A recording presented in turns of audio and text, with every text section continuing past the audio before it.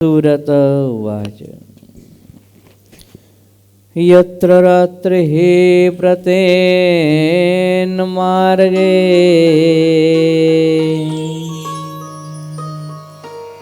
તત્રૈવ વાસઃ નિર્ભયં યથા લબ્ધ ફલાનાદિ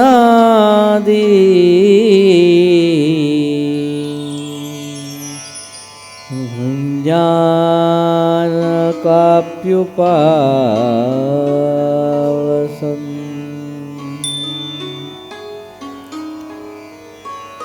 સુરત મુનિ કહે છે, હે પરીક્ષિત રાજન,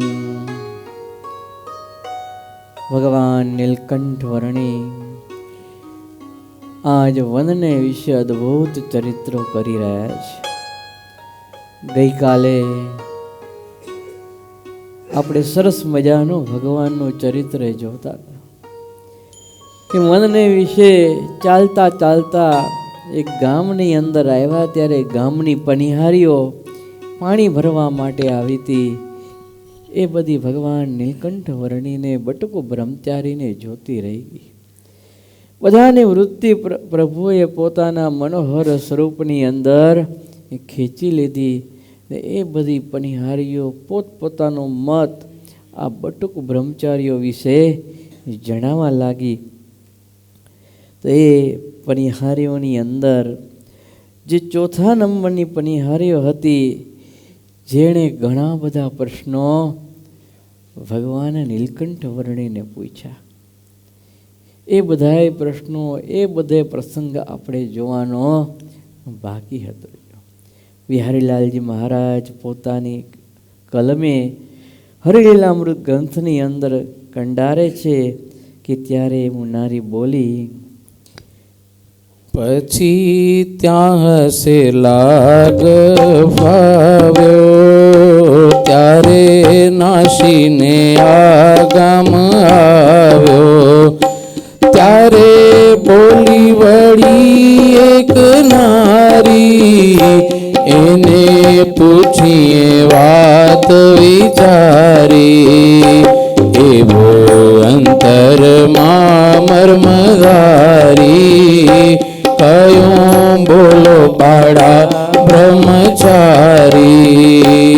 કહો તમને કેણે ભરમાવ્યા, કહો ક્યાં થકી આગામ આવ્યા.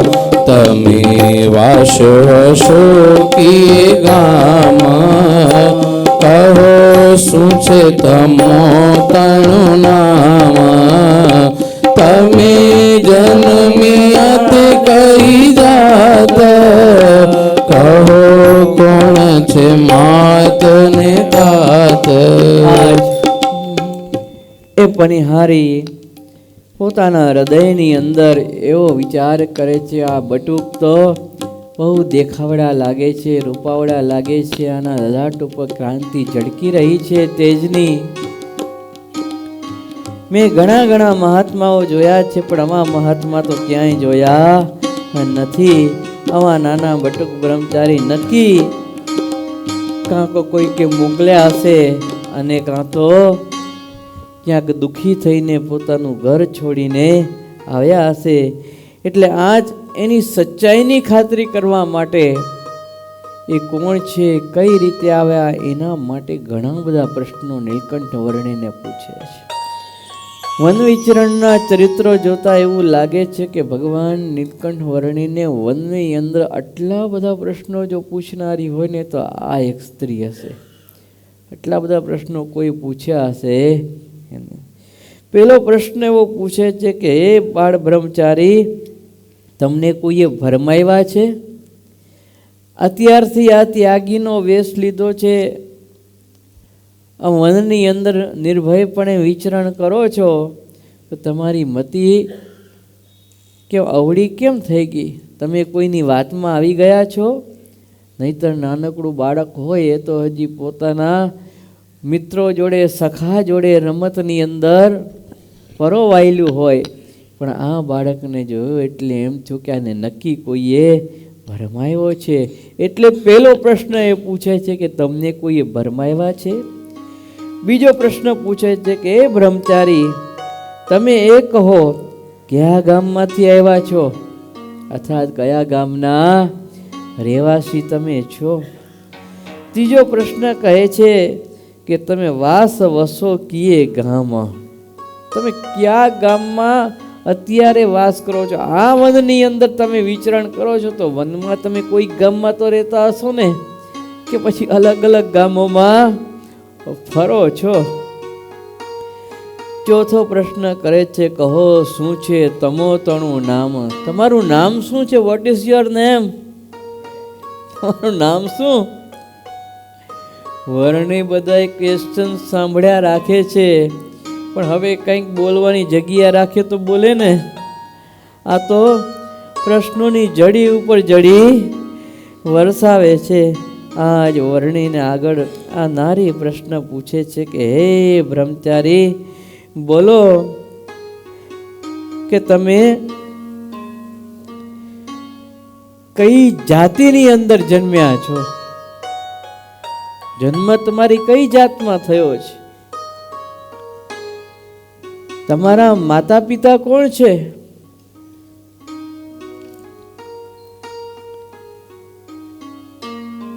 માતાનું નામ શું છે? પિતાનું નામ શું છે? એ તમે કહો. અરે બટુક, મને તો એમ થાય છે કે આટલી નાની ઉંમરમાં તમે તમારું ઘર મૂકીને આવ્યા છો, તમારો દેશ મૂકીને અહીંયા આવ્યા છો, તમે તમારા દેશનો ત્યાગ કર્યો કેમ?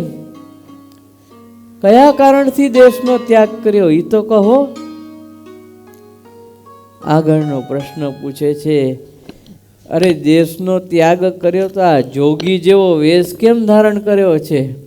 મહાત્માઓ પણ ઘણી બધી જાતના હોય ને, કોઈ સંન્યાસી હોય, કોઈ સાધુ હોય, કોઈ વરી યતિ જેવો વેશ ધારણ કરેલો હોય, કોઈ સાવ ફકીર જેવા હોય. અલગ અલગ વેશ ધારણ કરનારા ત્યાગીજનો, વનવાસીજનો હોય છે.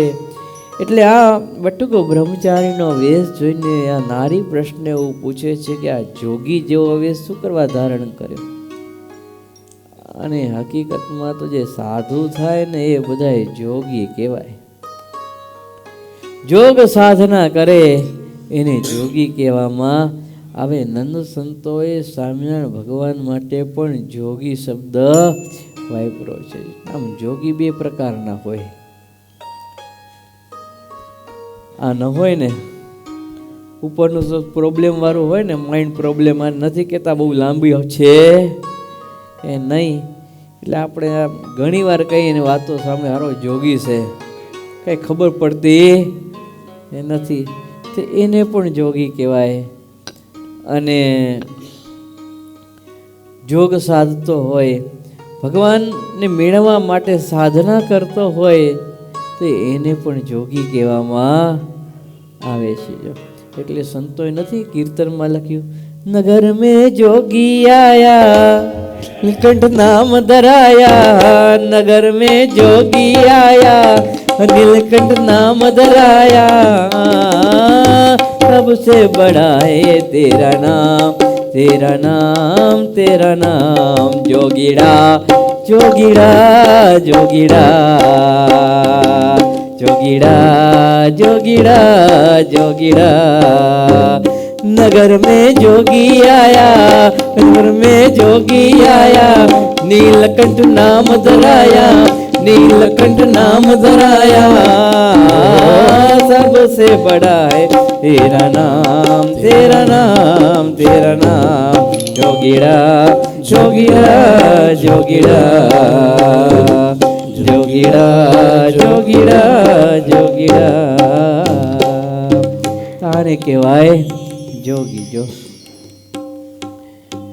એટલે આજ આ નારી એમ કહે છે કે આ જોગીનો જેવો વેશ કેમ તમે ધારણ કર્યો છે? આગળનો પ્રશ્ન એવો પૂછે છે કે હે બટુક, હજી તો ઉંમર તમારી બહુ નાની છે, તમારી આ વય જોઈને એમ દેખાય છે, તમારી શરીરની આકૃતિ જોઈને એવું દેખાય છે કે તમારી ઉંમર બહુ નાની છે. તો તમે આ બધું નાની ઉંમરમાં કેમ ત્યાગ કરી દીધો? ભગવાનની ઉંમર તો હજી નાની હતી ને, 11 વર્ષની ઉંમરે તો ઘરનો ત્યાગ કરી દીધો હતો. એટલે આ સ્ત્રી કહે છે ઉંમરમાં તો બહુ નાના જણાવો છો, તો એટલી નાની વયમાં ઘરનો ત્યાગ કેમ કર્યો? આગળનો સવાલ એવો કર્યો કે એકાએક કેમ તમે આવી ચડ્યા? અચાનક જ, એકાએક એટલે અચાનક આવવું. એકાએક કેમ આવી ચડ્યા અહીંયા? સરસ મજાનો આગળનો સવાલ એ નારી કહે છે કે બટુક, કોઈ દૂતારે તમને માયા દેખાડી છે? શું કીધું? કોઈ દૂતારે તમને માયા દેખાડી છે? ઘણા દૂતારા હોય ને અમુક એવી માયા દેખાડે ને જીવને પોતાના વશ કરી લે, પછી જેમ દૂતારો ઈચ્છે એમ એ મનુષ્ય કરે. એટલે એના મનમાં સંશય થયો કે આટલો નાનકડો બાળક છે, એટલે એનામાં બહુ લાંબી તો હોય નહીં, વિચાર શક્તિ હોય નહીં, એટલે નક્કી કોઈ દૂતારે માયા આના ઉપર કરી હશે. એટલે પ્રશ્ન પૂછે છે કોઈ દૂતારે તમને માયા દેખાડી છે? આગળ કહે છે શું તમે માતા પિતાથી રિસાયા છો? ઘણીવાર નાના બાળકને કોઈક વાતે માતા કે પિતા ખીજાય કે વૈઢા હોય કે પછી જરાક વધારે ક્રોધમાં એકાદ બે લગાવી દીધી હોય, ઢોલ મારી દીધો હોય, તો નાના બાળકને ખોટું લાગી જાય. તો વળી ઘરમાંથી જતો રહે, વળી હાંજ પડે તો ના આવે તો માને કે બાપાને ગોતવા નીકળવો પડે કે મારો દીકરો ક્યાં ગયો, મારો દીકરો ક્યાં ગયો, કે મામાના ઘરે જતો રહે, કે કાકાના ઘરે જતો રહે, કે ભાઈબંધને ત્યાં જતો રહે, કે મને માર્યું શું કરવા? એટલે ઘણીવાર તમે ગ્રસ્તો છો એટલે તમને જાજી ખબર હોય આ વાતની. એટલે આજ આ નારી એમ કહે છે માતા પિતાથી તમે રિસાયા છો એટલે આ ઘરનો ત્યાગ કર્યો છે. સરસ મજાનો સવાલ આગળ પૂછે છે કે શું ભાભીએ તમને મેણું માર્યું છે? ભાભીએ તમને, મોટા ભાઈ અને ભાભી હોય અને માતા પિતા કદાચ ન હોય અને ભાઈ જોડે રહેવાનું થયું હોય અને આ નાનો કમાતો ધમાતો ન હોય તો ભાઈના એ શબ્દો સાંભળવા પડે ને ભાભીના એ વેણ સાંભળવા પડે. એટલે આ જે સ્ત્રી કહે છે કે તમને તમારી ભાભી એવું આકરું વેણું તમને માર્યું કે એ તમારાથી સહન ન થયું ને તમે ઘરનો ત્યાગ કરીને નીકળી ગયા? અરે બ્રહ્મચારી, અમને એ કહો તમે આ સગા ઉપરથી હેત કયા કારણથી ઉતાર્યું? સગા સંબંધીમાંથી તમે હેત ઉતારી દીધું, એમાં પ્રેમ રાખ્યો નહીં, તો એનું કારણ શું છે એ તમે મને કહો. ભગવાન નીલકંઠ વર્ણી આજ એમના પ્રશ્નોનું સાંભળ્યા જ રાખે છે. આટલા બધા પ્રશ્નો હજી તો પાછી ચાલુ જ છે, વચ્ચે નો બ્રેક, એક પછી બીજા, બીજા પછી ત્રીજા જ. પણ ભગવાન મૌન ધીરજ રાખીને બેઠા છે.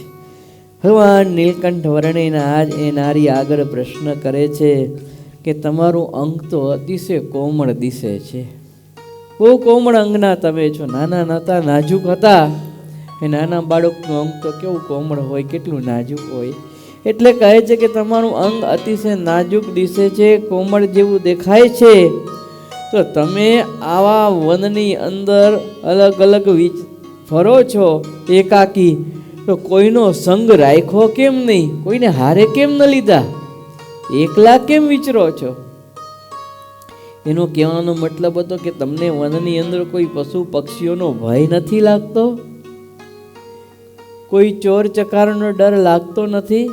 એ કે એકલા ફરો છો, કોઈનો સંગ નથી રાખ્યો? એટલે શા કારણથી કોઈનો સંગ નથી લીધો એ તમે મને કહો. અને જ્યારે એ સ્ત્રીએ ભગવાનના ચરણ સામું દ્રષ્ટિ કરી તો ચરણની અંદર પાદુકા પહેરી નથી. એટલે આજ એવો પ્રશ્ન પૂછે છે કે નથી કેમ પગમાં પગરખા? તમે તમારા ચરણની અંદર પગરખા કેમ નથી પહેર્યા? જાડી ભાષામાં તો આપણે કહીએ તો શું કહીએ? કેમ ખુલ્લા પગે આવ્યો છો? જૂતા નહીં પહેર્યા? ઉગાડા પગે કહેવાય, ખુલ્લા પગે કહેવાય કે જૂતા કેમ પહેર્યા નથી? જો પણ આજ એ નારી કહે છે કે કેમ ઉગાડા પગે આવ્યો છો? આગળ એ પ્રશ્ન કરે છે કે આ ઉગાડા પગે આવ્યો છો તો માર્ગમાં કઈ રીતે તમે ચાલી શક્યા? કાંટા ને કાંકરા ને બધું કંઈ લાગ્યું નહીં માર્ગમાં કે ઉગાડા પગે ચાલ્યા? આવો મને મનમાં સંશય થાય છે. અરે વર્ણી એ કહો કે ગામની અંદર તમે આવો છો તો કોઈ તમને ક્યાંય બોલાવે છે? કોઈ ગામની અંદર તમે જાઓ છો તો તમને કોઈ બોલાવે છે? માટે અમારા ગામની અંદર આવો, તમે નાનકડા બાળક છો, અમને તમને રોટલો માખણ ખાવા માટે દેશું, રોટલો માખણ ખવડાવશું. જો હજી તો તમારા દૂધિયા દાંત દેખાય છે. શું કહે છે નીલકંઠ વર્ણીને? એ વર્ણી તમારા દૂધિયા દાંત દેખાય છે, હજી તમે બહુ નાના છો. પણ એક વાત તો કયો કે અત્યારના સમયમાં તો નાની ઉંમરમાં લગ્ન થઈ જતા હોય છે, માટે તમે પરણેલા છો કે કુંવારા છો? એ વર્ણી એ મને કહો કે તમે પરણેલા કે એ કુંવારા છો? અને પૂરા વસ્ત્ર કેમ શરીરે પહેર્યા નથી? શરીર આખું ખુલ્લું છે. હવે એક કોપીન પહેરેલી, એના ઉપર એક આચ્છાદન વસ્ત્ર કમર ઉપર ઓઢેલું, બીજું આખા શરીરે બીજું કોઈ વસ્ત્ર ધારણ કરેલું નહોતું. એટલે કહે છે કે કેમ પૂરા વસ્ત્ર પહેર્યા નથી ને આ ભર ચોમાસાની અંદર આવા ખુલ્લા શરીરે બારે કેમ વિચરણ કરો છો? એનું કારણ તો તમે મને કહો. અરે જગતની અંદર જ્યારે ચોમાસું દેખાય ને ત્યારે જન પરગામ ન જાય, કેતા લોકો જે બીજા ગામની અંદર જાય નહીં.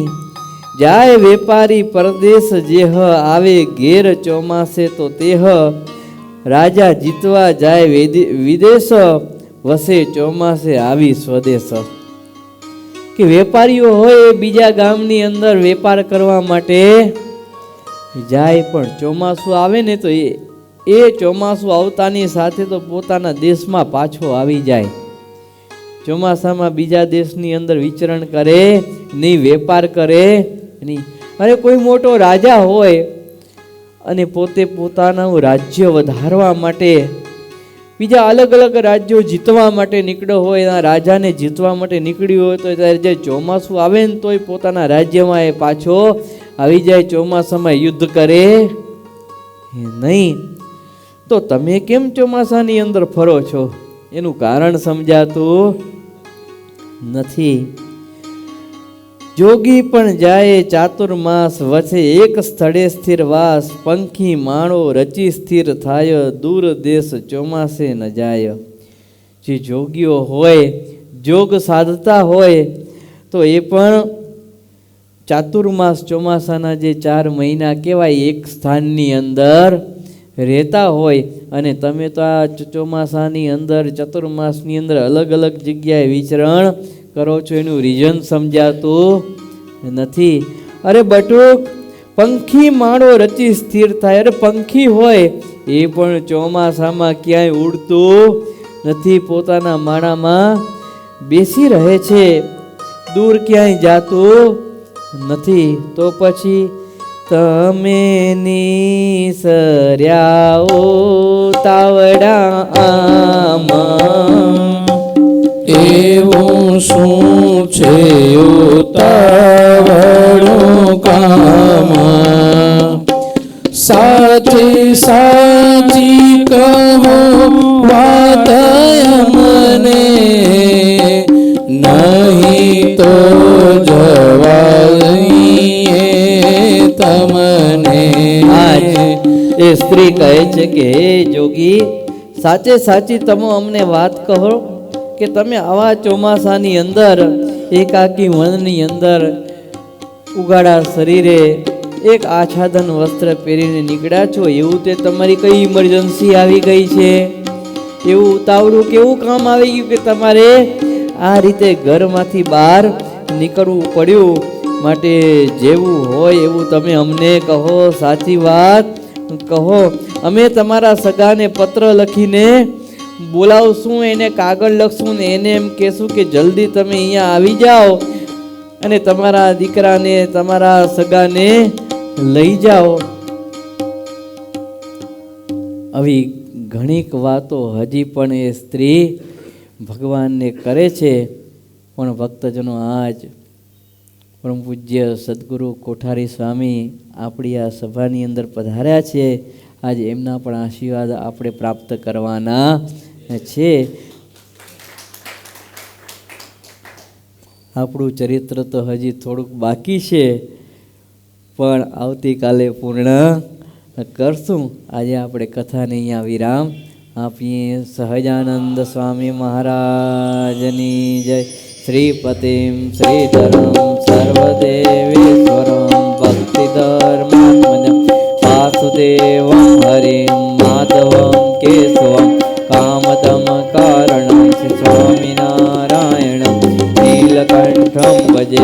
સહજાનંદ સ્વામી મહારાજની જય. સ્વામિનારાયણ ભગવાનની જય. નીલકંઠ વર્ણેન્દ્ર ભગવાન કી જય. વર્ણિવેશરમણે આદર્શનમ મંદહાસરુચિરાનનાંબુજમ પૂજિतं સુરનરોત્તમેર્મુદા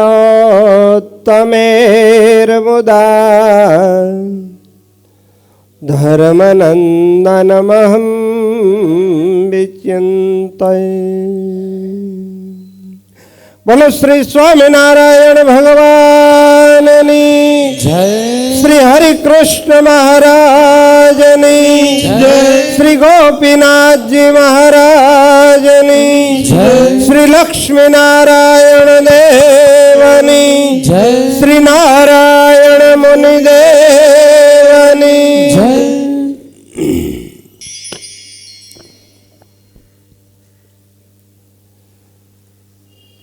ધનુર્માસમાં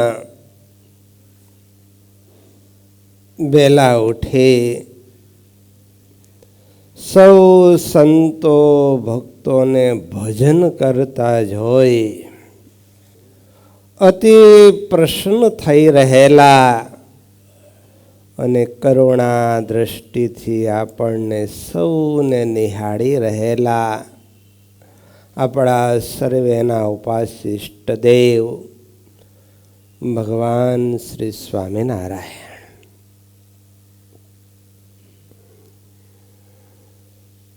તેમજ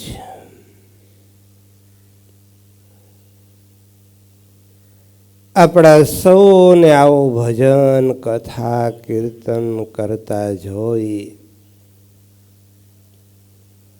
અને અક્ષરધામમાં રહ્યા શ્રીજી મહારાજ સાથે જેવો સંવાદ કરીને એમ કહે છે કે આ બહુ સારું કરે છે, આ ભજન કરે છે, આ સંતો આ હરિભક્તો બહુ સારું કરે છે એમ કહીને ખૂબ રાજી થઈને રૂડા રૂડા આશીર્વાદ આપી રહેલા ગુરુવર્ય પરમ પૂજ્ય સદગુરુ શ્રી ધ્યાની સ્વામીજી આપણને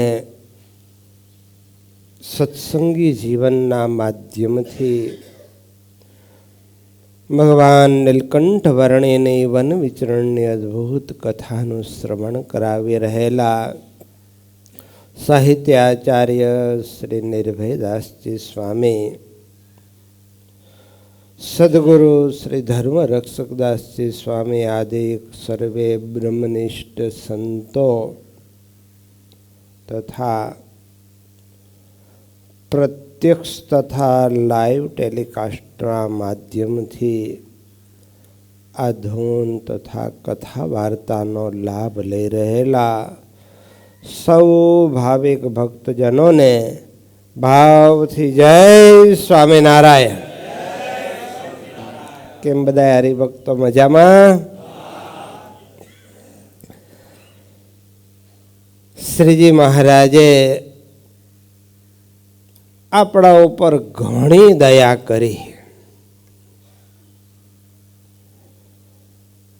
અને ગામ વચ્ચે આવા વન જેવા મંદિરો કરી દીધા.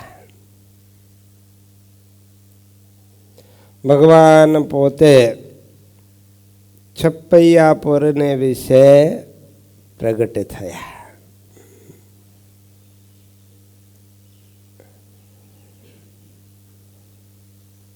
અનેક બાળ ચરિત્રો કરી છપૈયાવાસી અયોધ્યાવાસીઓને ખૂબ ઘેલું લગાડ્યું, અનેક જીવોના કલ્યાણ કર્યા. એક સમયે બાળ પ્રભુ છપૈયાને વિશે એક પીપળાના વૃક્ષ ઉપર ચડ્યા.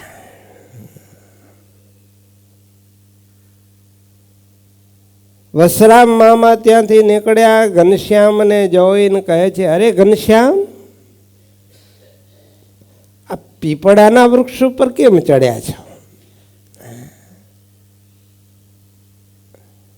અરે કોઈક સરસ મજાના આંબા કે કેરી, જાંબુ કે ફણસ આદિકના વૃક્ષ ઉપર ચડ્યા તો કોઈક સારા ફળ ખાવા મળે. આ પીપળાના વૃક્ષ ઉપર કેમ ચડ્યા છો? ત્યારે શ્રીજી મહારાજ કહે,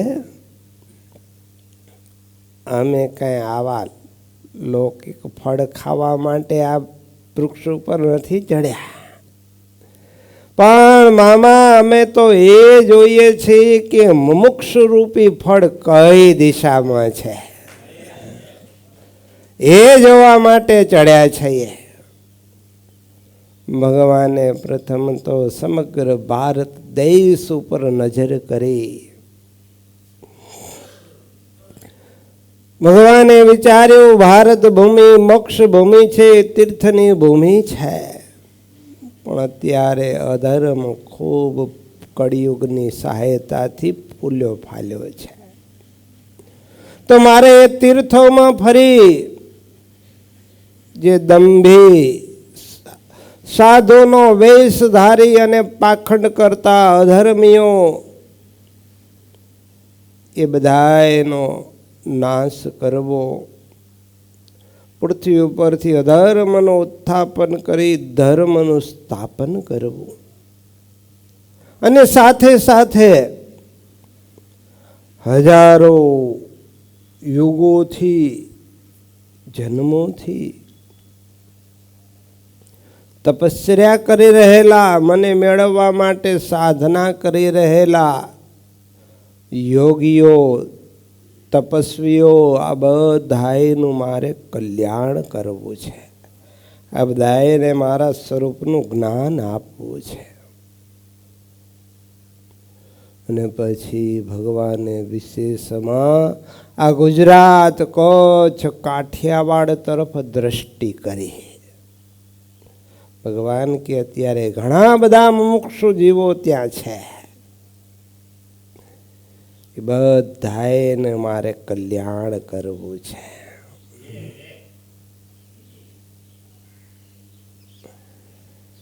આપણા ઉપર ભગવાને દ્રષ્ટિ કરી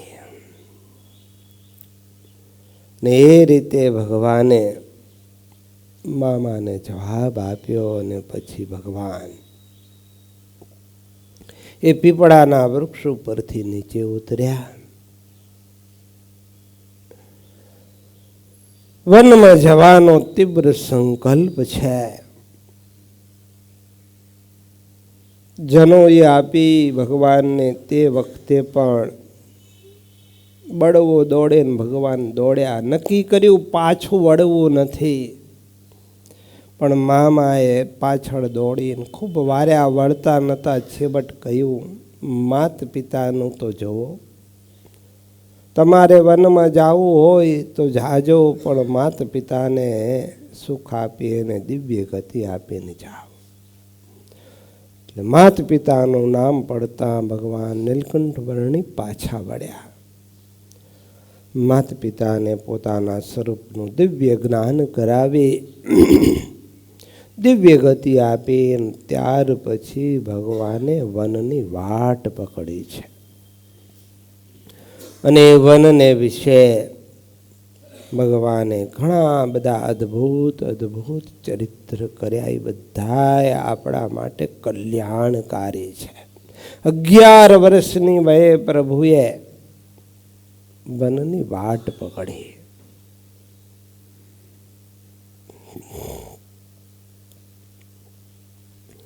આટલી નાની વયમાં ભગવાને જે વનમાં કષ્ટો સહન કર્યા. ભગવાન કે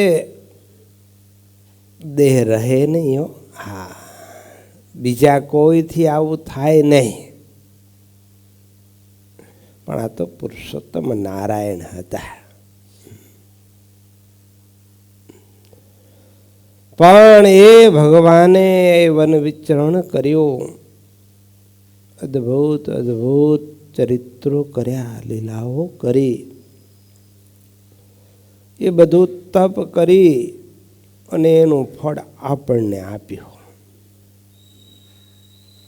આપણને બધાને સુખિયા કર્યા. અને ભગવાને આપણને આ સત્સંગમાં આવી ગામ વચ્ચે વન જેવા મંદિરો કરી દીધા. અને ભગવાન કે હવે તમારે વનમાં જવાની જરૂર નથી. ટાઢ તડકા ભૂખ તરસ કાંઈ સહન કરવાની જરૂર નથી. ગામ વચ્ચે હું આ વન જેવા મંદિરો તમને કરી આપું છું, અને એમાં આવા સ્ત્રી ધનના ત્યાગી સંતોને રાખું છું. બસ એનો તમે સમાગમ કરજો, અને આ મંદિરમાં મારી મૂર્તિઓ પધરાવી છે એના દર્શન કરજો, એનું ચિંતન કરજો. બસ તમારે આટલું જ કરવાનું છે. બાકી જે કરવાનું હતું એ બધું અમે કરી લીધું. તપ કરી લીધું, વન વિચરણ કરી લીધું, તીર્થોમાં ફરી લીધું. હવે તમારે બીજું કાંઈ કરવાની જરૂર નથી. અને વનમાં રહેવું ને એના કરતાંય ભગવાન કે આવા સત્સંગના મધ્યમાં રહેવું ને એ અતિ ઉત્તમ છે. ભગવાન નીલકંઠ વર્ણી વન વિચરણ કરતા હતા. એક આવા ત્યાગી મહાત્મા એક વડ નીચે બેસી અને તપ કરતા હતા, સાધના કરતા હતા. ભગવાન નીલકંઠ વર્ણી કે તમે જરાક વસ્તીમાં જઈને રહો. ત્યારે કે પણ તો ત્યાં બીજા મુમુક્ષુને પણ તમારા થકી યોગ થાય, પોષણ થાય, તમે કંઈક ભગવાનની વાત કરો. ત્યારે એ ત્યાગી હતો, પણ તો શું કે વર્ણી તમારી વાત સાચી, પણ એ વડ મેને બોયા હે. કે આ ઝાડ વડનું મેં બાયું છે, એને મૂકીને મારે કેમ જાવું? આ શક્તિ વનમાં જાય તોય જીવને રહે છે, પણ આ બધી આસક્તિઓ છોડાવવા માટે જ ભગવાન નીલકંઠ વર્ણીનું વિચરણ છે. સરસ મજાનું આજે ચરિત્ર હજી ચાલુ છે કે એક સ્ત્રી ભગવાનને અનેક પ્રશ્ન પૂછે છે. કેમ તમે આ ઘર બહાર તજ્યું છે? શું કારણ છે? કોઈની વાતમાં આવી ગયા છો, કોઈએ વશ કરી લીધા છે, ઘરમાં કાંઈ ઝઘડા થયા છે શું? પણ હજી ભગવાન ઉત્તર આપશે, શ્રવણ કરજો. પણ ભગવાનને તો આ બધું જ ત્યાગ કરવો, વનમાં વિચરણ કરવું, એ બધું જ અનંત જીવોના કલ્યાણ માટે છે. ભગવાનને તો વનમાં રહેવું એના કરતાં સત્સંગના મધ્યમાં રહેવું ને બહુ ગમે. મહારાજ કે અમારે આ દેહ મૂકીને, દેહ ધર્યાનું કોઈ નિમિત્ત તો નથી, પણ કાંઈ નિમિત્ત ઊભું કરીને પણ આ સત્સંગના મધ્યમાં જન્મ ધરવો, એવી અંતરમાં ઈચ્છા રહે છે. પણ ભગવાનને વન વિચરણ દરમિયાન અનંત જે 9 લાખ યોગીઓ સુખદેવજી હારે જન્મેલા, તો એવા અનેક યોગીઓ હજારો વર્ષોથી તપસ્યા કરતા હતા નવલખા પર્વત ઉપર ને બીજા પણ વનમાં એવા કેટલાય. એ બધાયનું પણ કલ્યાણ કરવું હતું ને સાથે સાથે તીર્થમાં રહેલા અધર્મનું ઉત્થાપન કરી ધર્મનું સ્થાપન કરવું હતું. એટલે ભગવાન એ વનમાં વિચર્યા અને છેલ્લે લોજમાં આવીને ભગવાન રહેશે. સુખાનંદ સ્વામી મળ્યા અને કહ્યું કે અમારા મુક્તાનંદ સ્વામી મોટેરા છે, તો એના દર્શન તમારા જેવાના દર્શનની ઈચ્છે છે, માટે તમે ત્યાં આવો, નહીંતર એ ત્યાં અહીંયા આવશે, હું એમને બોલાવું. ત્યારે ભગવાને નીલકંઠ વર્ણીએ શું કહ્યું કે જપ તપ તીર્થ આ બધાયના સાધનનું ફળ જે છે કે મુક્તાનંદ સ્વામી જેવા સંતનો સમાગમ મળે, માટે તમે બધા ખાટી ગયા છો.